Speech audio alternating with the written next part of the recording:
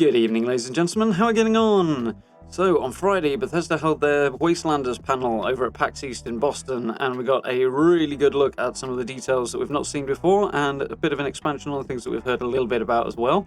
So, grab yourself a brew, strap in, and we're going to take a look at what has been the biggest reveal on Wastelanders to date.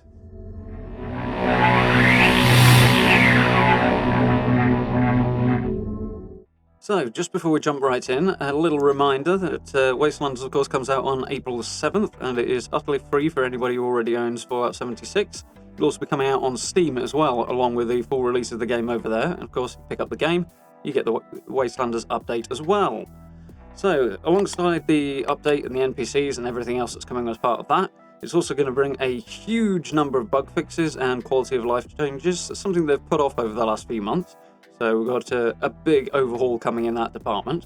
So chances are it'll be a very, very big patch, but I think we'll be very, very happy to have a lot of those changes. So one of the prime examples of that being that we saw a little bit of this at PAX, and we've seen a little bit before as well, is that there's going to be some big changes to the map. They're going to completely overhaul the functionality of it, save you a lot of time faffing around between your Pip-Boy and the map and jumping backward and forward and things like that to get quest markers up, stuff like that. You'll be able to do that all from the map. They've redesigned map icons, so they should be much clearer and more distinct and easy to figure out exactly what you're looking at. So that's a very, very welcome change, something very cool to look forward to. Got a little bit of a look at that at PAX East. So, changes that are coming with Wastelanders. One of the first big ones is, obviously, we know about the NPCs, but how that's going to work in with the base game as it currently exists and the main story as it currently exists. So one of the big things that changes here is that whilst the main story will be remaining in-game and you still work through the Scorched Plague questline that we have in place already, you're now going to find NPCs scattered along your journey who will be not really replacing the quest-giving mechanism that's already there, but they'll be there to add more details, a bit more flavour, and to kind of direct you a little bit more. There's a few places particularly around that you find yourself going to places more because the map marker says so than because you've got any real details as to why you'd want to go somewhere and do a thing. So hopefully having NPCs to give you a little bit more flavour, a little bit more detail, and a little bit more of a push in the right direction will be a nice little addition to that, and certainly round things out a little bit more. One of the prime examples that I've come across recently, for example, is when you get to the end of the Fire Breathers questline, in Charleston, you then progress on towards the top of the world. But the radio broadcast that sends you in that direction is not really all that specific as to why the heck you'd want to do this. Just says that, Madigan's up at the top of the world and he's checking in for the first time in a while, and that's it. Doesn't tell you why or whether or not you should actually go there. It's just a quest marker that points in that direction. There's also a lot of information that kind of points in the direction of Big Ben Tunnel at the same time, so you're kind of left wondering, well, what should I be doing here? And Big Ben Tunnel really isn't it if you're going through at the appropriate level, because you'll come out the other end and find yourself in the Cranberry Bog, which is not great if you're sort of level 10 to 20, really. But there we go. So hopefully that will certainly add some more directionality and a little bit of detail and explanation, which will be very, very cool. So tied into that is obviously the changes to the dialogue system, which we touched on last week. Bethesda gave us a little bit more detail there. They've also gone into a bit more of a deep dive in PAX East on that as well. So if you want to have a look at the previously covered areas, then you can have a look on the card somewhere up here. It'll have details on the dialogue system, and I'll also put a link to the main playlist with all my update videos on it as well. So if you want to go through that and have a look at any of the more in-depth bits of information that Bethesda have shared, particularly since New Year, then you'll find them all on that playlist as well. So do check that one out. But the dialogue system as it relates to the existing game at the moment, particularly features some of the robot characters and NPCs that are in the game already. So, for example, you've got Modus and you've got Rose as two prime examples. And their dialogue systems are obviously getting quite a significant overhaul that we've seen the first of here at PAX East. So, prime example is right now you go up to either of them and they basically dump all the possible information you could use or get on you at once, no matter who you are, what you're doing, or why you're doing it. That's basically because the interactions are currently quite limited. So with this new dialogue system, it's going to be much more streamlined, much more focused, and if you want to get more information, you'll be able to ask questions to do that, or ignore it if you prefer. There's also one option that we saw that was quite cool, is you can basically tell Rose where to go if you would prefer to, which I understand there are quite a lot of players who would enjoy doing that. So things like that become an option with the new dialogue system. So that's a little bit of change that's going to come into, particularly with the existing characters in game already, before you even start looking at the mass of new NPCs, which look to be very expansive and really quite promising, to say the least. So we'll get into that in a bit more detail in just a moment. But there's a very, very cool change that is coming to what we already have in place. So for new players coming to the game with this update, which I suspect there'll be quite a few of them, they're basically going to get the choice of 2 main stories now. The existing one, the Scorched Plague storyline, and the brand new main quest that comes with Wastelanders. So you'll be able to do both. You'll be able to pick and choose between one and the other, or start off one and then transfer to the other. We also got a little bit of a look at, as you follow the path down from Vault 76 and head over towards the Overseer's camp, some of the information you start getting through the main story there, you can also pick up by sort of deviating left, heading to the Wayward, and diving into the Wastelanders content. So the 2 quest lines are going to work together a little bit, which is quite cool. It's not something they went into a great deal of detail on, but looking at the footage, you can actually see a little bit of this. It's quite subtle and understated, but it's in there, so that's very, very cool to see as well. And for those who are old hands, which I suspect will be most of us, then apart from the fact we've got a brand new quest line to pursue and engage with, and the NPC changes and all of that stuff, you're also going to find that little details have changed. One of the things that apparently the developers were quite excited about, which is the tiniest little thing, is if you open up your Pip-Boy and you actually have the big view rather than the quick view, and you see the whole thing on your arm, you'll actually see the little hard date indicator in the corner has been moved on a year. So obviously the time has passed, it's now a year later. The stories about what have happened in the Wasteland and Appalachia in particular have disseminated a little bit across the wider wasteland in the US, and have attracted people over time to the Wasteland. So you get that little effect. It's going to be a bit of a jump, I suspect, because going straight from the end of the story onto the start of the next one and progressing arguably months at a time is maybe a tiny bit jarring, but I think we're all willing to accept this, forgive it, and move on just to have the new content. So just what it is. It'd be nice to see that changing, and obviously with the massive changes, particularly to existing NPCs, when you're encountering players who maybe haven't been in the game before, or particularly haven't been playing since the game launched, you're going to see little things, they'll be like, oh, that's cool. And you'll be there looking at it yourself, going, well, that wasn't there before. It's going to really, really highlight some of the changes and some of the things that original generation, arguably, players experienced that perhaps new players won't, which is quite cool. We're going to have a number of memories about that. I know Rifle Gaming's done a couple of videos recently where he's gone over things that have changed over the first 18 months or so of 76's lifespan, so things that we'll know about that potentially new players might not.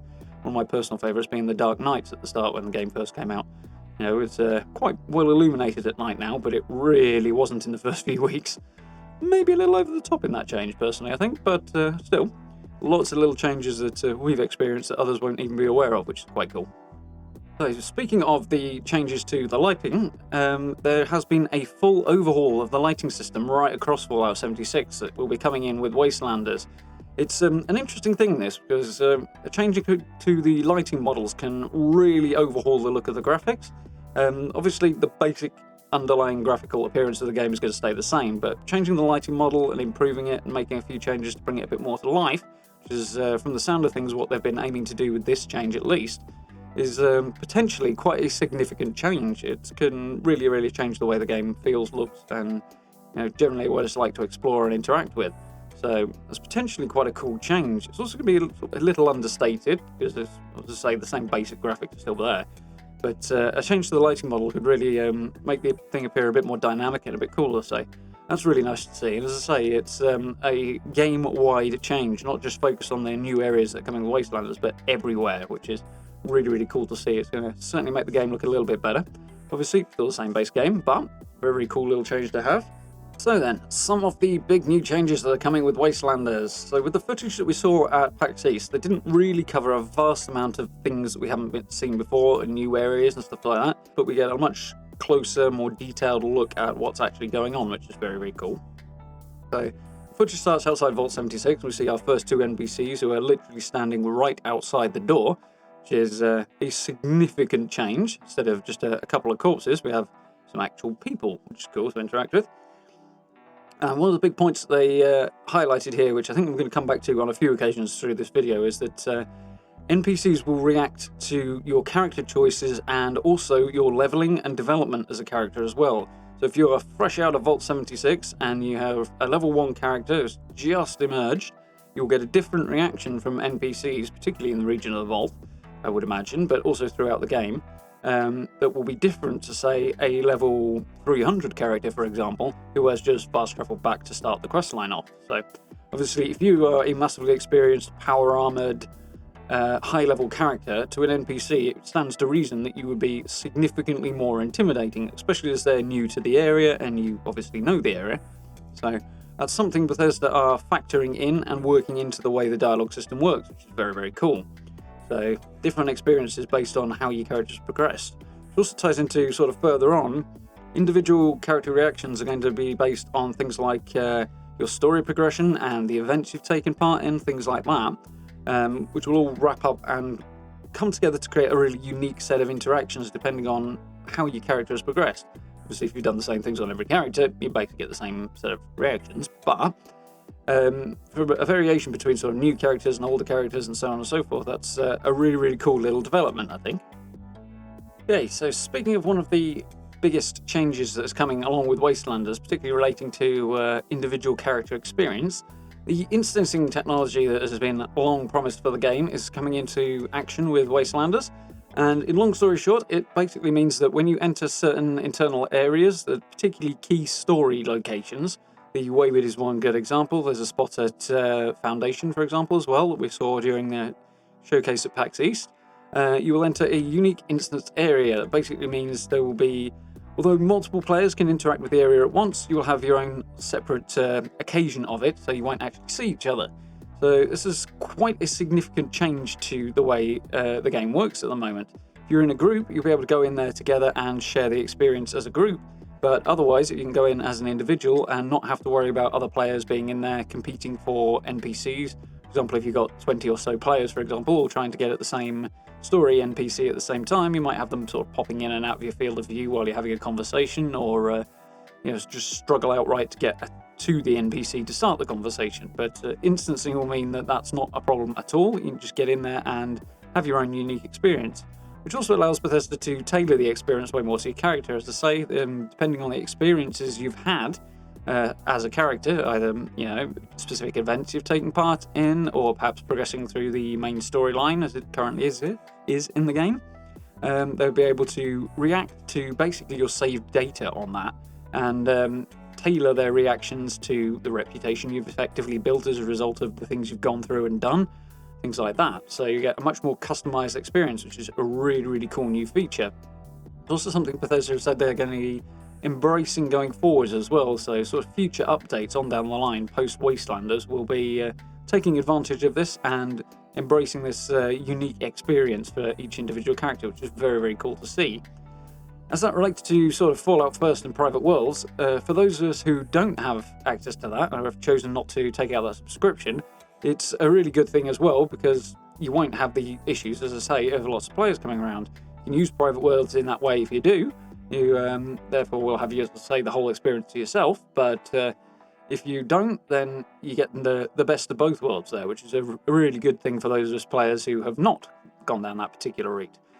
Perhaps a less good thing for those who have, because it sort of, in some degree at least, will devalue the private world. But of course, you're still getting all the still getting all of the atoms and the other rewards that Bethesda update on a monthly basis as well. So, still getting plenty out of it, but definitely a handy feature for those of us who have not gone down that particular route. So, as I say, instancing will allow players the unique experience, but it will also allow sort of more customization in terms of reacting to dialogue. It means NPCs don't have to have the whole weight of their dialogue potentially available to every NPC, to every player rather. You can have a more streamlined custom dialogue and then pursue further options if you like with more ease, which is one of the great things about the new dialogue system that we're going to jump into in just a moment. One of the other interesting factors around instancing though is these areas will tend to have far fewer autosaves than the rest of the game. Exactly why and what Bethesda are going for here, I'm not quite sure. It will reduce sort of the element of save scumming, because you're going to lose a lot more if you then try and sort of force the reload. But it's something to be aware of going into these areas, that potentially if something goes wrong, if there's a combat encounter in there, for example, that you end up losing, then you might end up losing a bit more and going further back. It could also affect your larger save. It's something they're basically said to be aware of, but at the same time, quick saving, things like that aren't really an option with online games anyway, so exactly how much this is going to change compared to the experience we've had before in that regard, at least, I'm not entirely sure. I'm not quite sure where Bethesda are going with this, what they're getting at. A few more details would have been nice. I imagine it will become much, much clearer on April 7th, but we'll have to see what happens. But it's something to be aware of, making sure that you have basically got your existing quest, whatever you're engaging with at the time, reasonably well updated so that you don't lose too much if something does go wrong in there. But as I say, not quite sure where that's going to go. On the way into particularly your first instance, you'll see a big pop-up on the screen, which you should have seen already by now, that will basically warn you that this is a thing that's going to be happening. So you will know about it before you go in there, and you'll know you're entering an instance zone before you go in. So at least you'll be aware of the situation that you're in. So something to think about, consider, and be aware of. But as I say, it'll probably become more clear once the update actually releases. Who knows, they might let us know a bit more detail in a blog post between now and then as well. So, of course, I'm sure they will be continuing to give us a bit more information in that regard as well. So, this leads us on to the dialogue system, which we covered last week in a previous video. So, if you have a look up on the card, you'll be able to see that in a bit more detail if you like. There's a couple of bits and pieces here that Bethesda have shown us that are more detailed and something we haven't seen before, which is very, very cool. Obviously, we know that you're going to have special checks built into the dialogue. So depending on how we've built your character, you'll be able to pursue different conversation options compared to other characters, other players, that sort of thing, which is very, very cool. Something fun and welcome return from previous Fallout games and, of course, other RPGs as well. So that's a key point that we've already seen a bit. One thing they've shown us here that we haven't seen before is that you can actually have too much of a good thing. So you see an example inside the Wayward here of a character who has actually got too much charisma. So assume the idea is, you've got a lower threshold for the charisma check. For example, you might require, say, 5 points into charisma to pass it. But if you've got more than, say, hypothetically 10, and you're going, or something in that region, you've got too much charisma, that can also hinder your success with the check. You can basically be overqualified. So easiest example that springs to mind, for example, would be if it's an intelligence check and you need a sort of middling range for this. You can be not smart enough to pick up on whatever it may be, or potentially you can be too smart for the scenario and end up being the kind of brain box who puts people off in a conversation, which is the sort of thing that can happen in real life. People can react badly to people who are too absurdly clever and waving it around. It can be a not ideal social situation, for example. So that sort of thing is being factored into the conversation system with what they're calling negative speech checks. So as I say, you can have too much piled into a specific stat and end up having a less positive reaction or not being able to pass the speech check because you're overqualified, which is something I don't think I've ever seen before, which is interesting. It's going to be a fun, unique way to progress. So it'll be interesting to see how that actually pans out, what effects that has. Obviously, it's not going to be universal, I don't think, so it won't be a case that every speech check is a specific range. Some will be higher, some will be lower, some will just be, you've got to be over a certain threshold, but the possibility of being overqualified is an interesting idea that, as I say, I don't think I've seen before, so very, very interested to see how that actually goes. It's a fun new element coming into the dialogue system that we haven't actually seen before. So one of the other very, very cool things that came out of the Pax East panel, aside from all the other details, a lot of which we've covered before, as I say in the previous video, was the reaction sort of in-house at Bethesda to the opportunity provided by Wastelanders and the creation of NPC characters and all the things that go into that. They seem to have jumped into this with both feet and really, really embraced it, which is fantastic to see and really implies good things for the game. So we've got, from the look of things, they've really embraced the opportunity to write for new characters. They've really gone almost over the top in a lot of ways with the amount of dialogue they produced from what the project leads and lead designer and stuff have said at the PAX panel. They've actually had to dial back a lot of the dialogue options because the writers have produced so much that it's just too much, which is really good thing. It means they can pick and choose the best of it and put that in. And really shows a very, very positive attitude over at Bethesda towards what they're doing here and what they're approaching, which is awesome to see. It's definitely bodes well for the update, which is something that's very, very cool. That's definitely the right attitude and mindset, which I'm really, really happy to see. They're also seeming to be really, really excited about the implications of this and some of the new characters, things like that. So very, very cool. One of the little things that was mentioned in here that was kind of a throwaway comment that I don't know how much to read into or not was Jeff Gardner, who is the project lead on Fallout 76, mentioned that the writing team went over budget by a long way. Whether or not this literally means over budget or just means they really went for it is open to some interpretation, I think, but possible implications if he actually means the words he used be that how does a writing team go over budget is the obvious question. So clearly producing huge amounts of dialogue, spending a lot of time on it, because obviously the more time they spend, the more expenses accrued doing that. So there's also the other side of it. Once they've finished it and they've got all this massive volume of dialogue written, they then have to review it, edit it, pare it back a little bit, which also takes time and therefore costs money. So again, it's another little comment that was in there that really does imply good things about the scale of the effort that the team have put into producing Wastelanders and producing the characters that we're going to be encountering within the update, which is really, really cool to see. I think it bodes really, really well for the attitude and implications and the way Bethesda have approached this particular update, which, given the strength of feeling on the subject of NPCs throughout 76's history and the importance of this update, I think is a really, really promising and good sign. It's very, very cool. So it certainly gives me a great cause to be optimistic about what we've got to look forward to. It also seems kind of likely to me that this sheer weight of dialogue they've produced is sort of tied in with a couple of other things, partly, I think, behind the long delay we've had on Wastelanders. Obviously, it was due to come out sort of beginning of November, coming out in April. That's quite a sizable pushback, which, in a sense, nobody's happy about, but we're all happy to see them taking the time to get it right. But this wealth of dialogue that they've created will explain, at least in part, some of the delay. Also, from little comments made around the instancing side of things, there's been quite an intensive exercise to implement that technology as well. So we've got a few sort of little hints there as to where this delay has come from. Obviously, it also involves a lot more bug fixing and testing through the PTS, things like that, which is always very, very good to see. So it bodes very, very well. But it's interesting that you can kind of infer from this a few more details about why and where that delay has occurred, which is, I think, an interesting thing to think about. So another very, very cool little point as well. So, one of the other big things coming with Wastelanders that we already know a bit about and I've covered in previous videos is the updated locations, the new locations, the completely overhauled ones, and the new factions coming along with the NPCs as well. So the goal Bethesda have said here, at least at Pax East, was to create a living, breathing wasteland that really feels like the NPCs belong here and that it has very much come to life. This was what they had in mind. This was the goal they were aiming to achieve with Wastelanders. It should be really, really cool if they pull that off.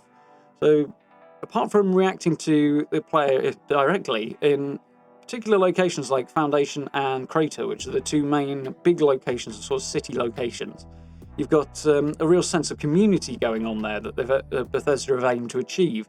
So you've got obviously the reactions to players and their individual stories and circumstances. But you've also got the fact that they're reasonably good-sized areas and they have a whole community of NPCs who will interact with each other. They'll be going about their daily lives, that sort of thing. As a community, on regular occasions, they'll be coming together as a group of NPCs to engage in community activities, campfire-style activities, playing instruments in the evenings, that sort of thing. So they should be responding to the time of day, that sort of thing. So as you're actually exploring these two locations, Crater and Foundation, you're going to get more of a living, breathing community feel to it, which is really, really cool. Obviously, these are decent-sized areas. There's a lot going on there as well. So player interaction, these are likely to become really quite social hubs as well. Obviously, you can go there, you can interact with the factions, you can pick up quests and so on and so forth. There are going to be vendors there, so you can trade with NPCs, which is always good. Very, very welcome return. But it'll also be a place for players to hang out, interact with each other, and basically embrace the community and become part of that as well, which should be very, very interesting to see, particularly once things settle down a little bit and get beyond the first few days when people got used to the ideas, not just running around and exploring. So That should make these two new locations in particular a very, very cool place to hang out, explore, and spend some time, which, again, as I say, the goal is to bring the Wasteland to life. And the original goal, back in the day, being to have a lot of player interaction around that. These two should hopefully come together really nicely. It should be a very, very cool thing and very, very fun to look forward to. So a very, very interesting approach there from Bethesda, and one that I am very, very optimistic for as well. I think it's going to be a very, very cool thing. So back last year, Bethesda mentioned that the attitudes of the two main factions, the Settlers and the Raiders, were going to be a little bit more of a grey area, less black and white than in traditional Fallout games and in the past.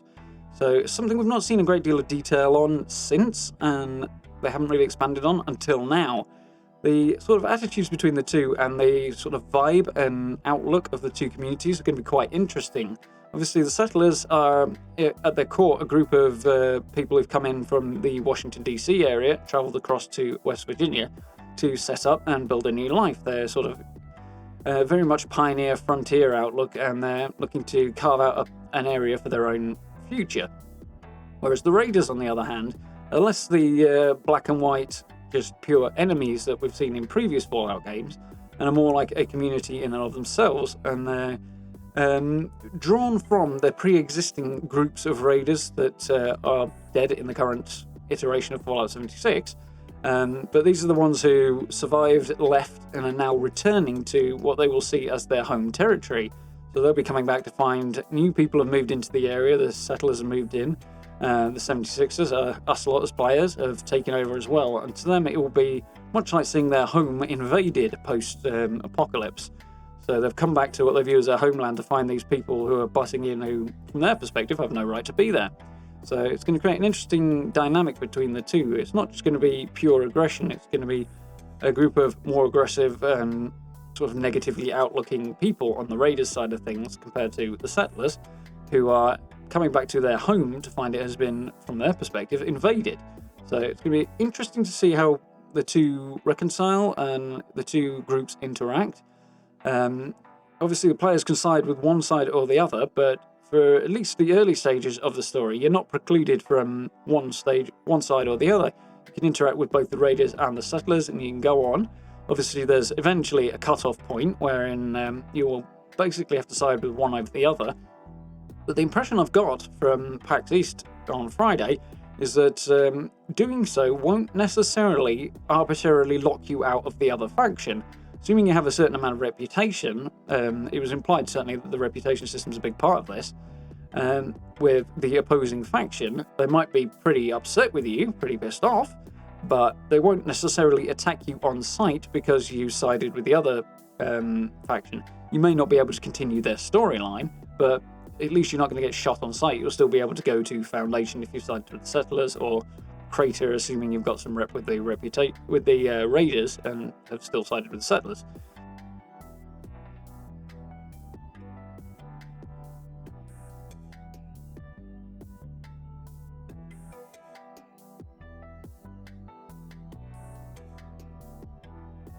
So it's good that that's not going to lock you out at all, or not too much anyway. You're not going to be precluded from going to these areas, which is quite an interesting take and something that is perhaps a little more flexible than we've seen amongst faction systems in previous Fallout games. So that's very, very cool to see as well. Obviously, a few more details would be nice, but we'll find that out at the very latest when Wastelanders drops on April 7th. So something very, very cool to look forward to there, I think. So obviously, apart from Foundation and Crater, we're seeing an overhaul to quite a lot of existing areas and some significant changes to them, as well as the addition of other smaller new locations that we haven't seen before as well, which is very, very cool. So some of these areas, it looks like, are going to be orientated towards one faction or the other. You'll have groups of settlers scattered around. For example, we've seen Anchor Farm, which is not far from Vault 76, that has a group of settlers there. How much of a relationship they have with, say, Foundation, I don't know. But we're going to see groups like that. We'll see other locations that are more Raider-centric, so it'll be interesting to see that. We've seen a little bit of that in the recent trailer as well. So we've got a range of locations like this that should be very, very cool to explore as well, that are faction-orientated. And aside from the two main factions, with the Raiders and the Settlers, we're also going to see a number of secondary, smaller factions that are obviously less tied into the core story, but nonetheless part of bringing the Wasteland to life, which is very, very cool.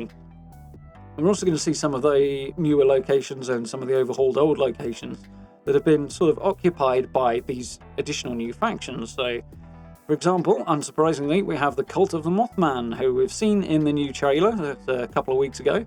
Okay, we covered that one in a previous video as well. So obviously we've seen their design. It's going to be almost raidery in a way. It'll be lots of skulls, lots of rough wood, things like that, wooden armor. The ritual outfits that we've seen before, that sort of thing, will be sort of centered around a few new locations that there'll be cultists occupying. We're also going to see a group called the Blue Ridge Caravan, who we haven't heard a lot about, but we do know are going to be appearing in one of the events we'll touch on in just a moment.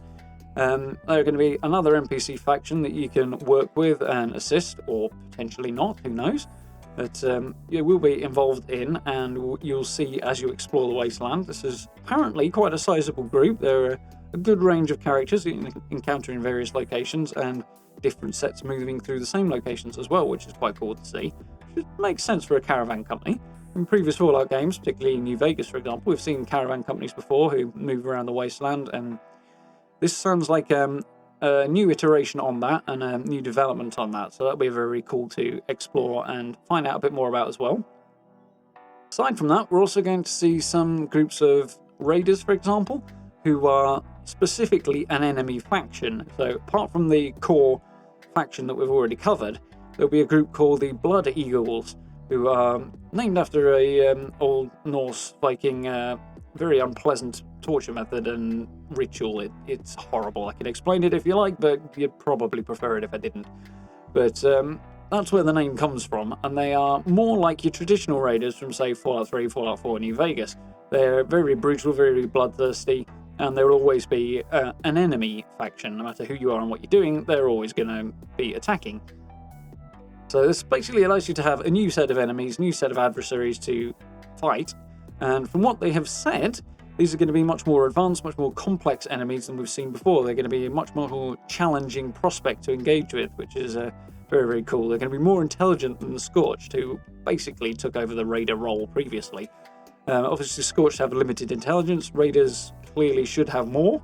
Well, it's open to some debate. Let's go with that. But they will be more tactical, more engaging, and the combat should change up a bit because they'll use more advanced strategies to take you on. They'll be trying to flank you, use more advanced weaponry, things like that, which is very, very cool.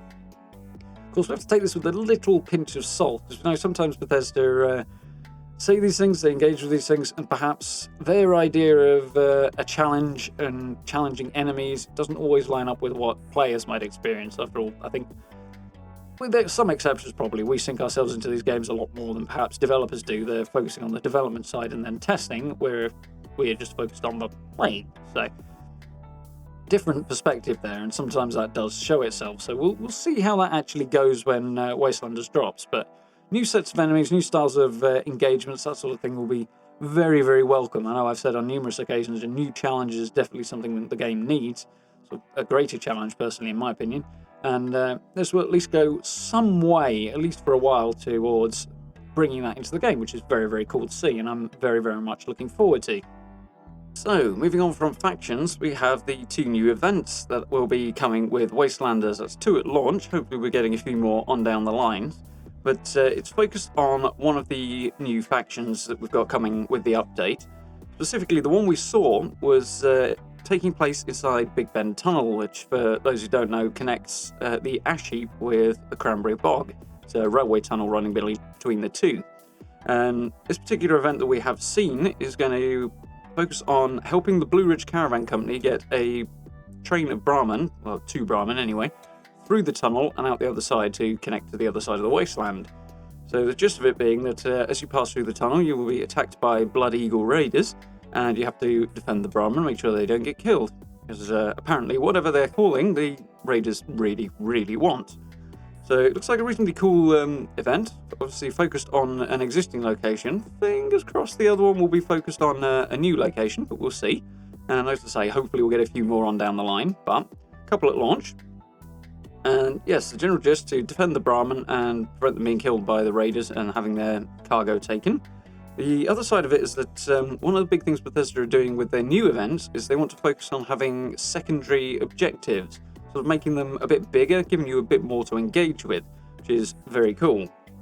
So in this case, apart from the defending of the Brahman, there'll be a number of other objects and packages to find during your journey through the tunnel, and you collect these along the way, as well as try to defend the Brahmin at the same time, and when you reach the other end, it has an impact on the scale of the reward you get. So if you complete the side objectives as well, you'll get the best set of possible rewards out of the event, whereas if you just complete the main one, you'll get rewards, just not as much. So hopefully the idea is to encourage more sort of group-centric teamwork, so that you can achieve both goals, and hopefully that will make the thing a little bit more dynamic, a little bit more interesting, and a bit more fun to engage with. And as Bethesda said, going forward, they'll be focusing on this area, so that will be quite cool to see a little bit more engagement with some of the events, make them a bit more fun to do, rather than just sort of running them over and over to farm legendaries or whatever, which is one of the main things people do a lot of. And one of the other cool things that came along with the footage of this new event was that we got a little bit of a look at the new archery system, or just a very small one, but there's a few more details we haven't seen before. You get to see one of the characters that we are piggybacking on during the little bit of footage that is using a bow, and as Bethesda has said before, you can get different mods and different upgrades for your bows with different pieces of equipment and different effects. You get to see the archer using explosive arrows at one stage, which is really quite cool. We knew most of this was coming, but actually seeing it in action is interesting. I know particularly from the whole stealth archer meme of Skyrim that Bethesda can do archery very, very well. So there's very good possibility that this should be a lot of fun to play with, and I'm very excited to try it out. So different type of build. And as I say, we didn't see a huge amount of stuff on here, but seeing a little bit was cool. Jeff Gardner, the project lead, did mention that there will be a range of perks specifically geared towards archery that will be coming in with Wastelanders. My hunch, and it really is a hunch, is that there'll be probably more perception focused than anything, maybe a little bit strength and agility, we'll see, but that will be my guess. They haven't actually come out and said yet, or given us any more details on those perks, which is a bit unfortunate, something I'm definitely waiting to see. I'm hoping we'll get some details of that in a blog post between now and April 7th, but we'll have to see. Either way, a very, very cool thing to see a little bit more of. Obviously, we saw a bit in the trailer as well, which is cool. So, happy about that. Possibly a little biased, but, you know, it's all good. So, a couple of points that wrap up the Wastelander stuff, and moving on to beyond that, is that they also mentioned the private test server mostly in passing, but it's a significant thing here. That Bethesda apparently have been very, very pleased with the feedback they've been getting from people who are playtesting Wastelanders, which is a really good sign. From what I understand, they've been doing 3 meetings a week to address all the information details and any bugs and whatever else might be coming out of the PTS, so they can basically sink their teeth into tackling that and produce the best update they possibly can, which is exactly what we want to hear. It sounds like the PTS has been quite the success for them, which is good. I know in the immediate aftermath of the game's launch, one of the things that Todd Howard said was that given the chance to do it all again, they'd have had a much bigger beta period, which is basically what this represents. And from the sound of it, has been very, very successful. I did make a point of saying thank you to everybody who's taken part in that. And I think those of us who are waiting to play on launch day can also say the same thing, given that we will also be benefiting from their efforts, so that's very, very cool. Yeah, along with that, they did say that because it's been such a success, which is great, they are planning for every major update going forward to test in much the same way as they are doing with Wastelanders what they're going to be putting out. So more PTS is coming in the future, along with future, presumably just the major updates, but who knows, maybe some more other patches as well, see what happens. But a very, very good sign, and it bodes well for, hopefully, the quality and the polish of future updates as well, which is something I think we're all very, very keen to see and hear. And yeah, very positive attitude towards the future of the game, I think. So that's definitely a good thing to hear from Bethesda. Very, very pleased that's worked well for them. So, speaking of going forward, beyond April 7th and the launch of Wastelanders, they didn't give us a great deal of information, well, not in-depth information, but there are a few things, most of which have been mentioned in the dim distant past, that Bethesda are still working on and have planned for the months following Wastelanders launch, which is really, really cool to see. We've got a little bit of information there. First big thing we got was a community calendar that came up on screen. I'll share that with you now. And so in the short term, between April and June, we've got a number of community-focused events coming up. There's a lot of stuff here, a lot of dates. But some of the key things that really stood out to me, excuse me while I look at my notes, were several purveyor sales coming over the course of the 3-month period, along with several double XP events, which are always cool. There will be a sale in the Atomic Shop, which is going to consist of free consumables for presumably a weekend, but a period of time, which is something to look forward to if you're into, say, the scrap kits and the repair kits. Not something I've really used, but they are offering those for free for a while as well at some point. Not quite sure what has perhaps motivated that. Maybe they've seen some fall off in people picking it up, I don't know. But nonetheless, that is coming. The Twitch Prime bundle that is currently running will be ending on April the 9th, so grab that while you can. But from April the 9th, the third of their Twitch Prime bundles, which should be the last one currently scheduled, will be starting up as well. So another set of free loot available if you've got Amazon Prime. Make sure you link to your Amazon Prime to your Twitch account, and then you can get free stuff in Fallout, which is always good, mostly skins. But that will be coming as of April 9th, or the third set will be anyway. So something to look forward to there. In a not unrelated way, backpack skins will be coming as well. They've got a new set of backpack skins lined up for us. Those should be arriving on May the 12th.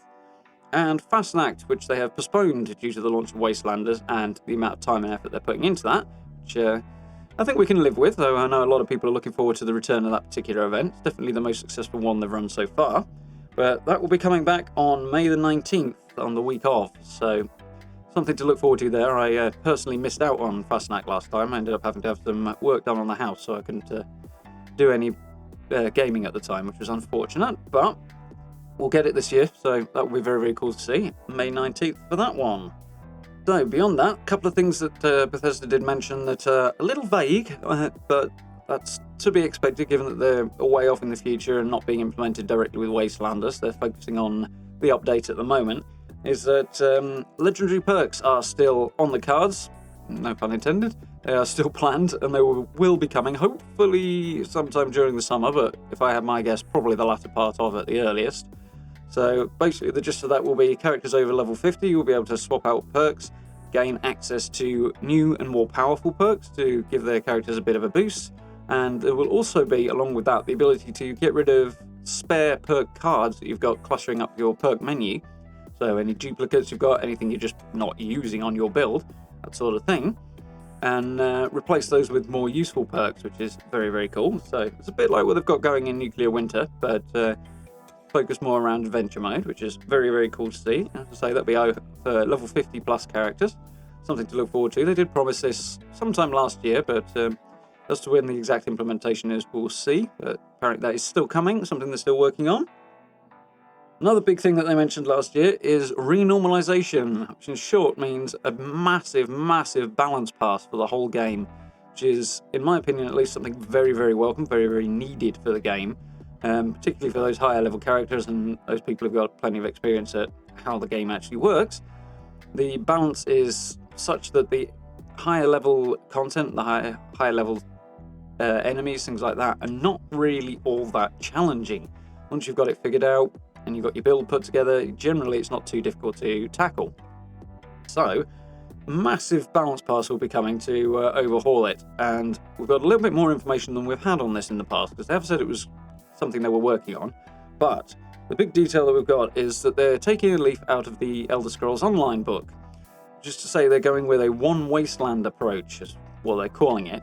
The gist of that basically being like one Tamriel that they had in ESO. You will be able to go anywhere at any time, and enemies will scale with the player level, so that it doesn't matter if you're level 10 and in the Cranberry Bog, you'll still be able to cope just as easily as if you're in the forest.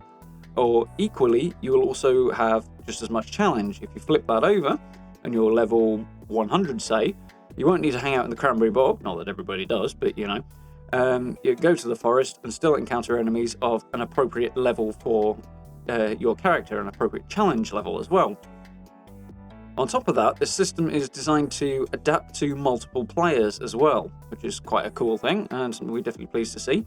The idea being that if you've got a level 10 character and you're running with a friend who has got a level 150 character, or anybody else, then you will still be able to play together and you'll still both be able to get an enjoyable challenge. Exactly how this is going to work, what that's going to entail, we don't know yet, The idea is that the level scaling of the enemies and the challenge scaling will meet somewhere presumably in the middle and be geared towards combat encounters and engagements that will be enjoyable and challenging to both characters.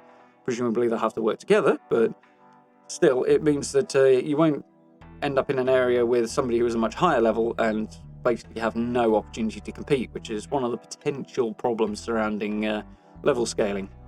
Personally, I think this sort of level scaling option is going to be a really good idea, along with the one wasteland concept as well, because the idea that you can go anywhere, anytime, do anything, and have a reasonable challenge, but also be able to succeed is really quite cool. It opens up the wasteland in ways it hasn't done before, and it means you don't necessarily have to just sort of plod through the main story and build up levels by doing that, so that you don't wind up in areas that you're not yet ready to compete in, which is a good little addition. It's something that'll be really, really good for the game, I think. Give you a lot more variety and a lot more options in what you do, which is nice. I think it's going to be a really, really good addition to the game. And yeah, it definitely works very, very well in ESO, and obviously they're quite different games, but conceptually they're both online multiplayer games, so it's theoretically a good idea. So looking forward to seeing how that actually works out.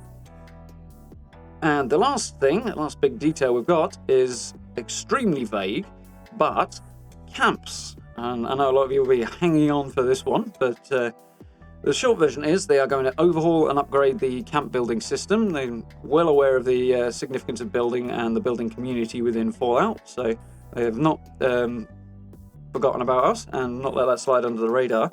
They're planning on working out how they can increase build budgets. Very vague at the moment. I don't know how, if, and so on and so forth they'll be able to do that, but it's something they are working on, so fingers crossed in future at some completely unmentioned point. We might be getting bigger build budgets and more options as well. They want to give us new ways to build, presumably new things to build with as well. It'll be very, very cool. So, as I say, details are very, very scarce, and a time scale for that is absolutely non-existent. I think probably because it's most likely in the tossing ideas around the office, not an actual work in progress stage yet. So we have to wait for them to get that done, but good to know that is coming in the future. It's definitely something they're keen to do, and I think something a lot of us will be keen to see. It'll be interesting to see how they manage to reconcile the server side things with expanding what we're capable of doing. But fingers crossed that will be happening, and it'll be very, very cool to see. So, all in all, that pretty much brings us to the end of their PAX East panel, which was quite hefty. A lot of details in there, a lot of stuff we haven't seen, and a lot of expansion on things we have seen, and really, really cool to take a good dive into. Personally, it's made me even more excited for Wastelanders. Can't wait to get stuck into that on April 7th. Very much looking forward to it. Hope you guys are as well. If you've got any thoughts, any insight, anything you'd like to offer on that particular subject, please do let me know. Drop me a comment, that sort of thing. Very much enjoy hearing what you guys think about it. I think it's going to be really, really cool. It's nice to see Bethesda obviously gearing this towards attracting more players either back to the game or bringing players in who might have decided that the online nature of the game with no NPCs was not for them.